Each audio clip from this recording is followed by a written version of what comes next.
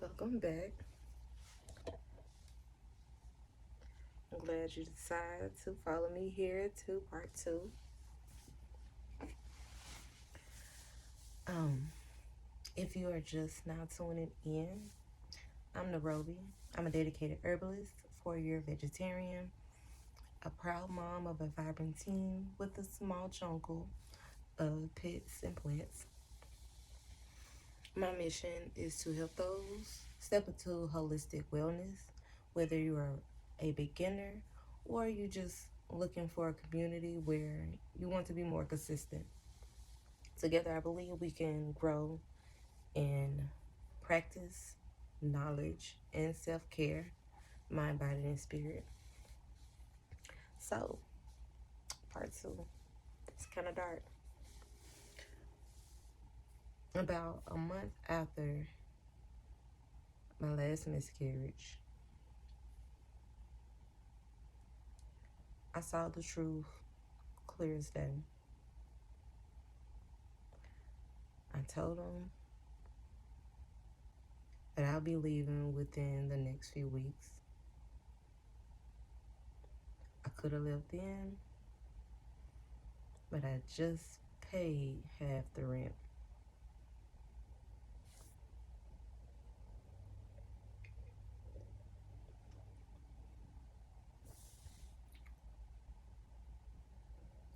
The very next day,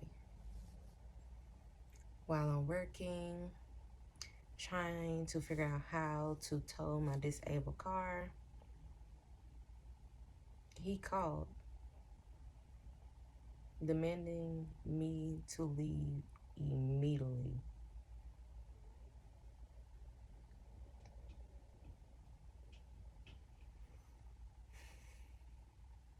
Gas lightning in full effect. I didn't mind leaving. I just wanted my money back. That request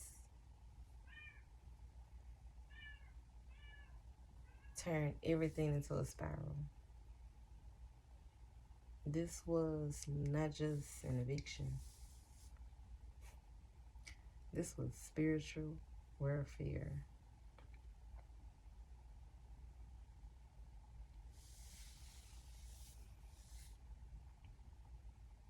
I reached out to my people for boxes, storage, of course, transportation.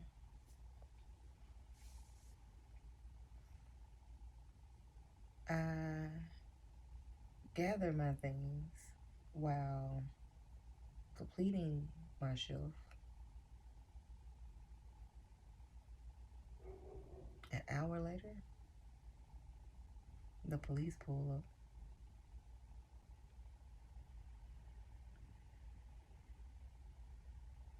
I had a nasty female cop tell me I had to leave. I understood my rights when I got into that situation. So I tried to explain my rights to the officer.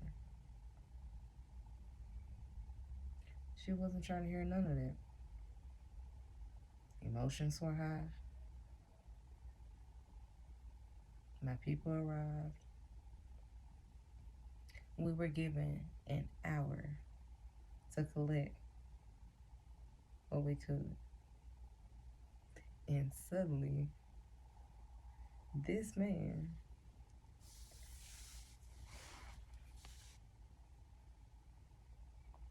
started to claim my belongings as his. Looked at the officer. I don't think she told me. Take it to civil court. It was pure chaos. I moved out at 17 and had housing struggles, but never like this.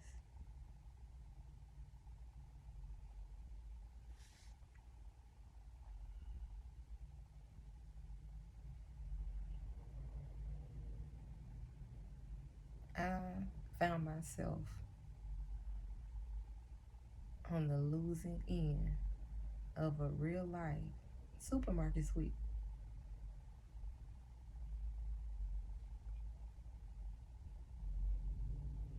Grabbing what I could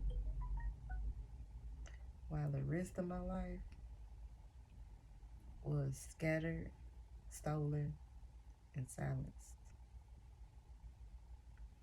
Everything I worked for, everything I used on the daily, everything I relied on from the moment I woke up to the time I lay down was gone.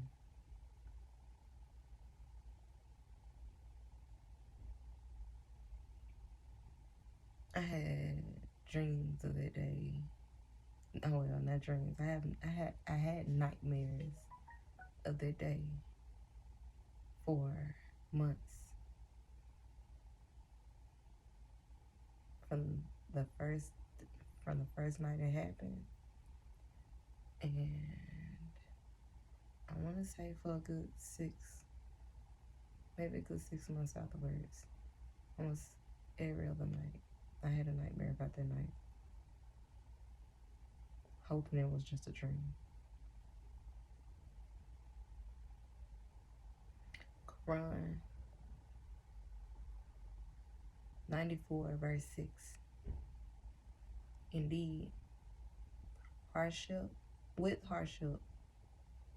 Quran 94 verse 6. Indeed, with hardship comes ease. I learned sabr, patience. I learned Allah allows pain to purify.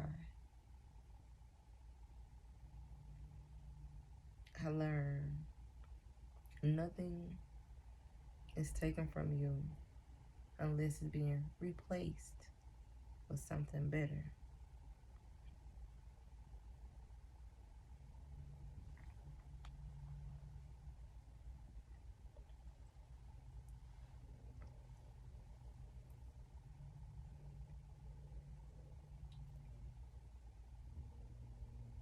My tests were written before I was born,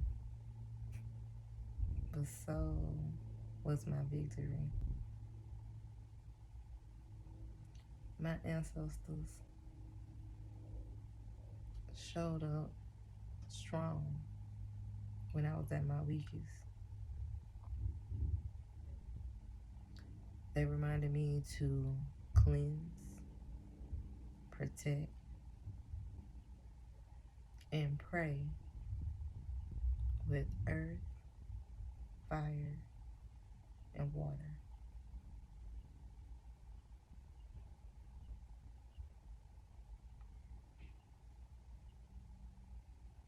So, with part 2, there will be a part 3. My questions are, let's see. My first question,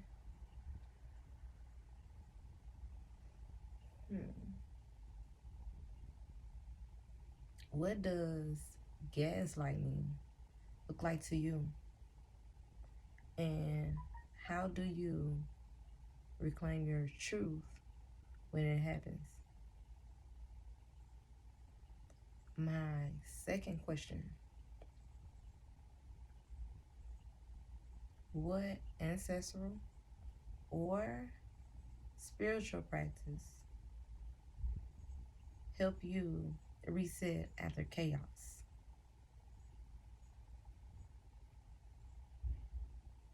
And last, what advice do you give to someone who feel like their entire life is shattered? Like I said, my mission is to grow, practice, and self-care, whether That's on a mental, physical, emotional level.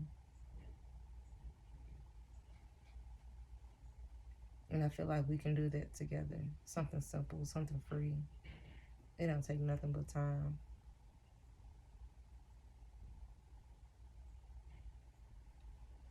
Help somebody. Increase self-awareness. Maybe you never answer yourself these questions.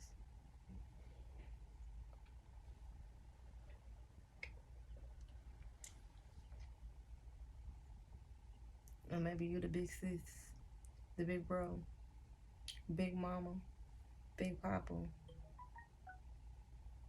with all the knowledge.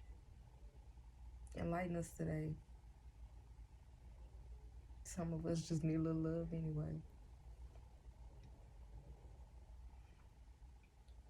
So,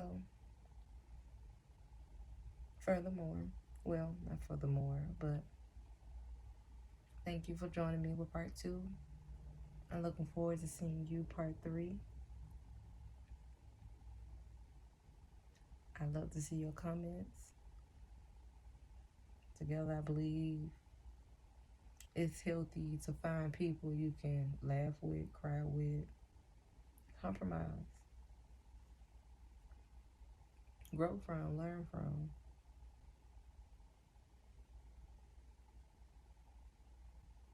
But as you continue your day, continue your week, I wish you well and I wish you peace. Until next time, be well.